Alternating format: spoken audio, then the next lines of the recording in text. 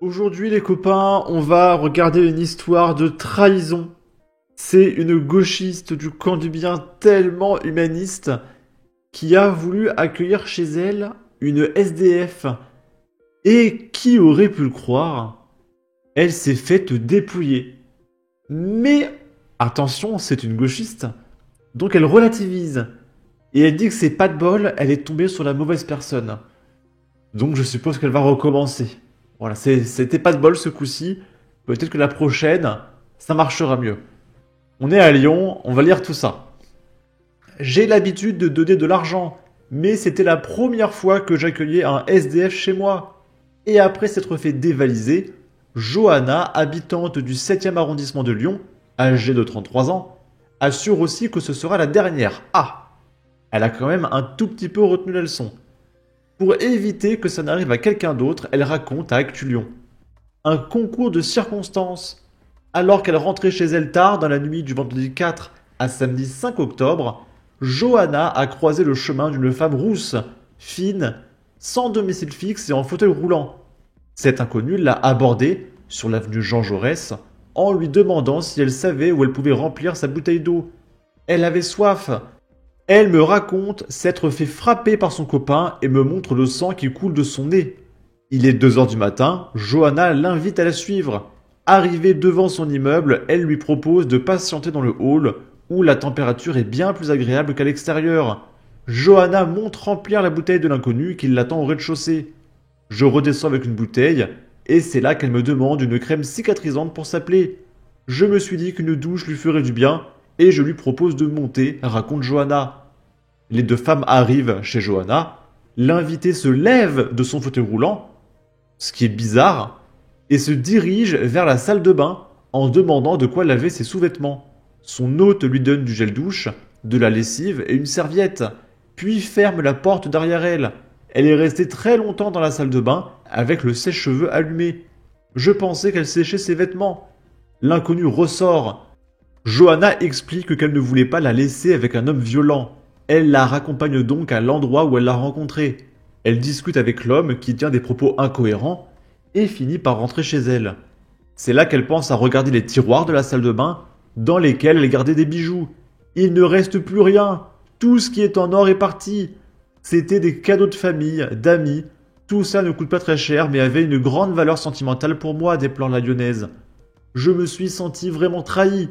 Johanna s'est dépêchée de chercher l'inconnu, bien sûr introuvable. J'y suis retourné 3 ou 4 fois le week-end, mais il n'y avait personne. Rien ne laissait croire qu'elle était malveillante.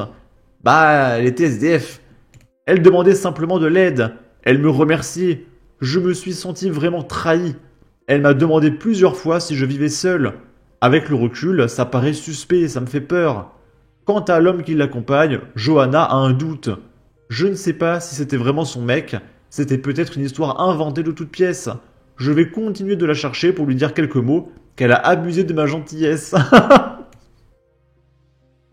C'est trop mignon. Johanna refuse de porter plainte. Je ne sais pas ce que ça changerait. Je ne connais pas son nom, elle vit dans la rue, elle a sans doute déjà tout vendu. Je ne vois pas trop l'intérêt. Je l'ai accueillie chez moi et elle m'a volé. Pour en être réduite à ça, il faut avoir une vie difficile. Oh, c'est pas sa faute, c'est trop mignon. Faut-il arrêter de faire confiance à autrui? Johanna a écrit un court message sur les réseaux sociaux pour alerter les habitants du quartier. On me dit que ça m'apprendra à être gentille avec les inconnus. Je ne laisserai plus personne rentrer chez moi, mais je ne vais pas arrêter d'aider des inconnus, juste parce que il m'est arrivé ceci une seule fois. La jeune femme garde la tête froide.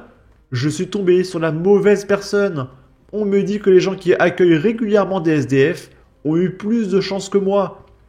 Si jamais c'est une technique qui existe, je veux faire en sorte que les autres ne se fassent pas avoir. Mais ça ne m'empêchera pas de donner.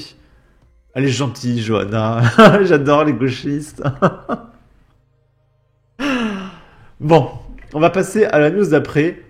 C'est un gauchiste qui s'appelle Hector, qui a un smiley drapeau palestinien et un smiley libanais. Ouais, c'est ça, smiley drapeau du Liban. La jeunesse de France emmerde le Front National et ne votera jamais pour des fachos.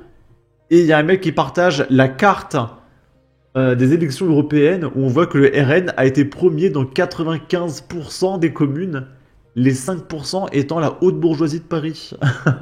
Vous vous souvenez de cette carte? Mais vous inquiétez pas, personne ne vote pour les fachos. Là, souvenez-vous, c'est la députée écolo. Oui, cette personne est une députée, payée 24 000 euros par mois. Elle avait insulté les policiers de français de merde. Et du coup, je vous rassure tout de suite, elle a repris son poste, il n'y a aucun problème. Ce n'est pas incompatible d'être un député français et d'insulter les Français de merde. Ce n'est pas incompatible, les copains. Et en plus, il y a le Parti Socialiste et le Parti EELV qui apportent leur soutien à la députée Donia Lasswed. Donc c'est-à-dire qu'il y a deux partis qui lui apportent intégralement son soutien pour racisme. Parce que Français de merde, c'est une raciste. Par exemple, s'il y avait, je sais pas, Jordan Bardella qui disait Algérien de merde, je peux vous dire que le Rassemblement National serait dissous dans les 15 minutes. Mais là, ça va, Français de merde, c'est toléré, il y a carrément le soutien de deux partis politiques, intégralement. Tout va bien, il n'y a aucun problème. Et elle est députée française, c'est génial. Là, on est en Algérie, c'est une petite vidéo, on peut voir que cette ville qui s'appelle... Je sais pas, c'est l'Algérie, voilà, on est en Algérie.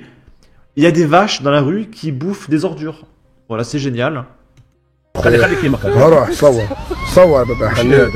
صور صور صور قريب يطلع منها للديار روح صور صور صور صور شوف ياكلوا صشيتين بك يبيعوا لهم اللحم ب400. Alors ce qui est dingue, c'est que le mec éclate de rire. C'est son pays, sa ville, son quartier. Et le mec se marre. Il met un smiley applaudissement, smiley rire, smiley drapeau Algérie, il se marre, etc. C'est trop bien, il est trop fier de son pays. C'est une fierté. دور دور دور دور تشوف السبله هي كاينه طريق دور اخويا دور يا دور اخويا دور يا دور كاين ناس ما تعجبهمش كيتصور كيما الدور. Ok, bah écoutez, si vous voulez partir en vacances, voilà, il y a cette ville merveilleuse avec des vaches qui mangent les ordures qu'il y a par terre, parce que peut-être qu'il n'y a pas des boueurs en Algérie, je sais pas. Ça a l'air génial. Ici, alors ça c'est complètement dingue, on est à l'université de Lausanne. C'est l'université où est allé Bruno Le Maire, parce que Bruno Le Maire n'est plus ministre de l'économie, et il a repris son poste d'enseignant à l'université de Lausanne en Suisse. C'était il y a 15 jours. On est 15 jours plus tard. L'université de Lausanne au bord du gouffre. Comment il fait ce mec? Il y a un mec qui a posté cette image. En 15 jours, bravo l'artiste. Je pense que Bruno Le Maire est la plus grosse arme de destruction massive du monde. Et c'est français, mesdames et messieurs. Ruiner la Suisse, il faut le faire. Le Genghis de la finance. Où il passe l'herbe ne repousse pas. Mais comment il fait ce mec? Et du coup, sans déconner, hein, c'est pas une blague. Et il y avait déjà les étudiants de l'université qui disaient Bruno casse-toi, ils voulaient pas de lui. Et il y avait des tags sur l'université, Bruno casse-toi. Donc si quelqu'un a une explication sur le super pouvoir de Bruno Le Maire, n'hésitez pas à l'expliquer en commentaire parce que moi ça me surprend complètement. Je suis bluffé par Bruno Le Maire.